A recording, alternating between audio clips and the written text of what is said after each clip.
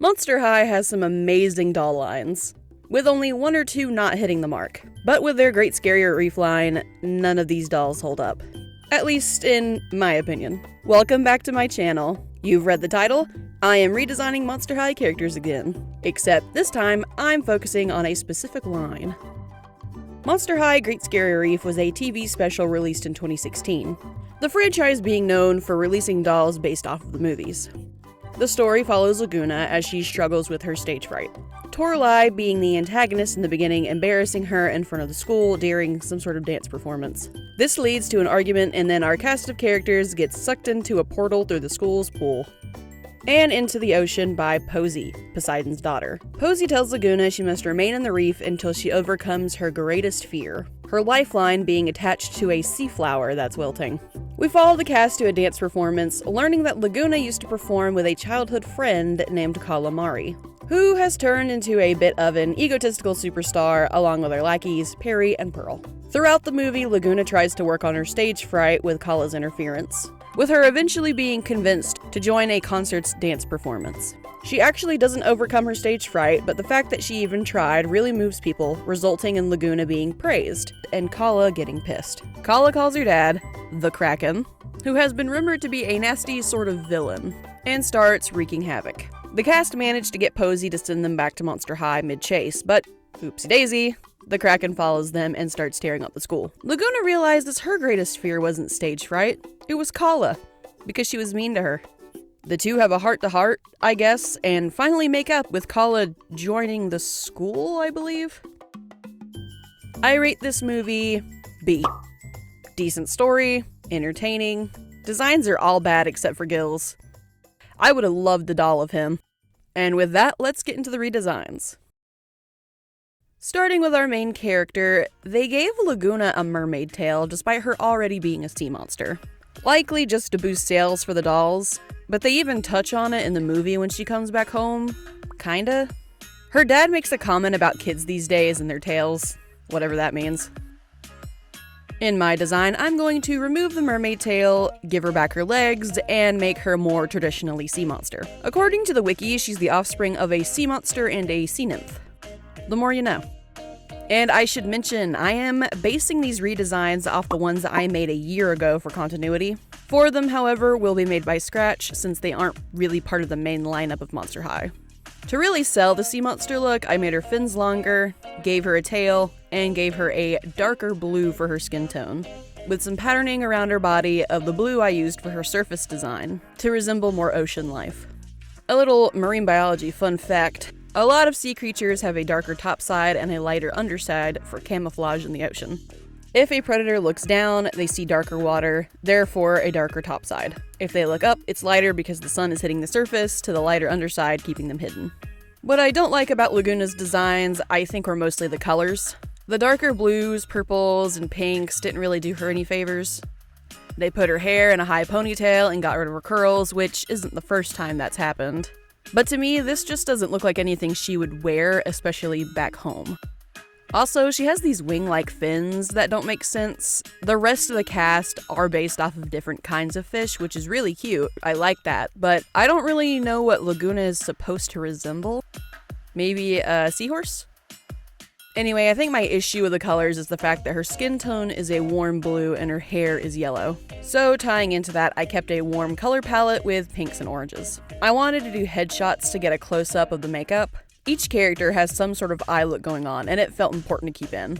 With Laguna, I kept the speckled eyeshadow pattern, but made it the same color as her swimsuit. As for her clothes, I like the top in the original, it gives sporty, but because the rest of the cast is going to just have tops, I wanted to break it up and give her a one piece. That also gives off a sort of sporty vibe.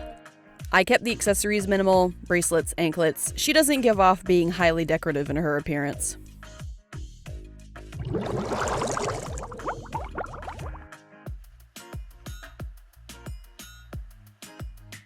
On to our main antagonist, Calamari, daughter of the Kraken.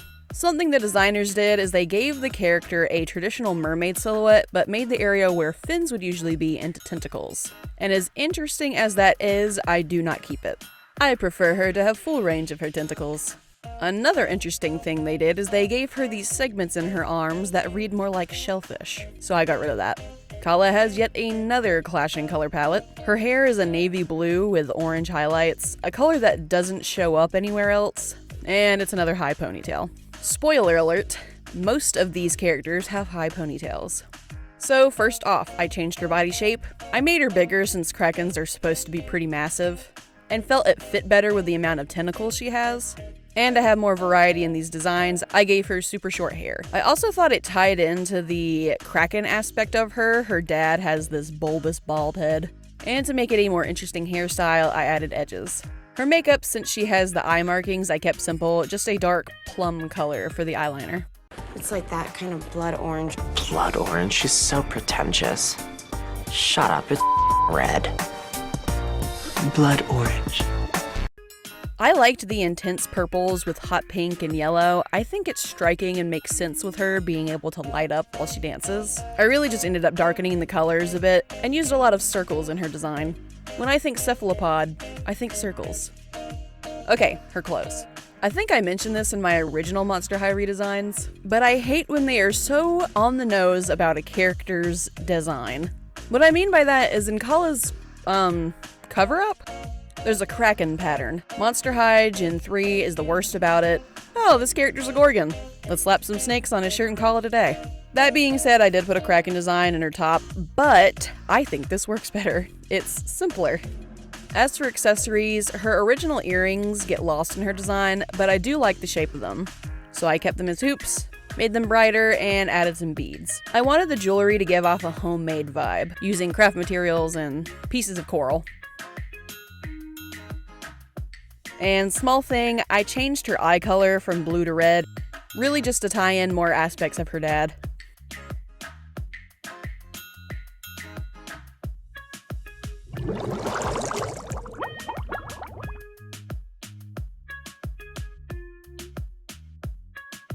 On to Posey, Poseidon's daughter. She is a goddess in training and looks over the monster's life flowers. Her design manages to be all over the place, yet at the same time incredibly forgettable.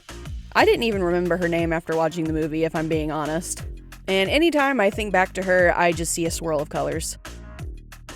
The thing I remember the most about her is the silly bit where she glows in rainbow colors and speaks in an all-knowing prophecy-like voice. I like her personality, I just don't like the design. Because she tends to the life flowers, I leaned into that aspect, basing her off of a Poseidon's flower.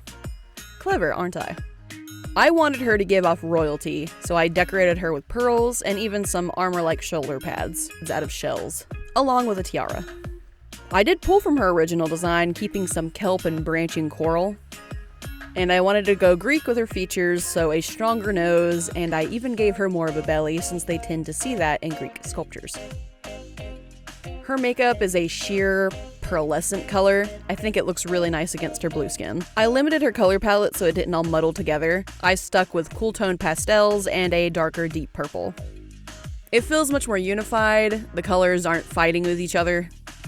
I fought with the idea to keep a different colored highlight in her hair, but nothing looked good to me. And since every other character is going to have a pretty colorful hair, I figured it would be a nice change of pace to keep it a solid color. I like the half up, half down hairstyle she has. I just made it more curly and voluminous. I think it ties into that royalty aspect of her character. I mentioned that she glows in a sort of rainbow at times. I like this detail a lot and wanted it to show up in her design more, so I made it her eye color. The idea being that that glowing rainbow is coming from her eyes rather than just from behind her.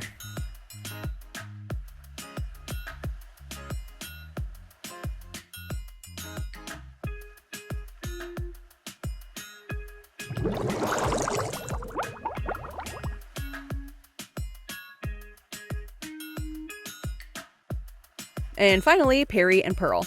These two, I believe, are the daughters of a Hydra, another Greek creature. Their most defining feature being their two heads. In the movie, Peri is more influenced by Kala, while Pearl is more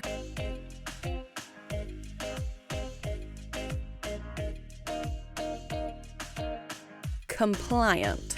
even going out of her way to try and help Laguna and tell her sister that Kala is being a bad influence. Because they have different personalities, I wanted to make sure it came across more clearly in the design. One is shy, and the other has a more chaotic energy to her. Even the official art their personalities in the movie does not come across. Why is Pearl kinda sassy? Things I kept from the original design is their tail shape. I like that the tail fin is only on one side. What I didn't like was the shape of their fins. They look more like spider webs, so I opted to give them a more spiky appearance. I kept Pearl's long hair and made it more wavy while giving Perry a spiked sort of mohawk. This is to really show off their different personalities, like I mentioned before. As for the color scheme, these two had a more predominantly blue color palette with their hair and skin tone. I just made it more cohesive. The gold jewelry they have around their body I decided to keep since gold goes well with breaking up the blues. I changed it to spikes and chains since I'm already using a lot of circles in these redesigns. Here, have some ovals. The chains were the worst part since I was drawing them all individually. And for their makeup, I did a blue and yellow combination, switching the order between the two. Okay, their outfit. It would seem that everyone is wearing a shirt besides Laguna and Kala, and they all have clashing designs and colors. I do not like them. So I kept their top simple, a bikini shape with some spiked frills, and I added in some scales for a pattern. In the tail, I gave them some glowing sections, giving it a cool bioluminescent feel, and I continued that idea in the rest of their fins. Honestly, out of the lineup so far, these two are my favorite. The different blues work really well together.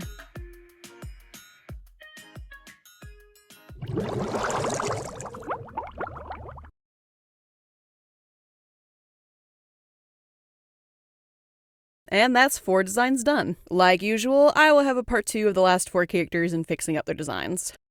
I hope you all have a wonderful holiday. Bye!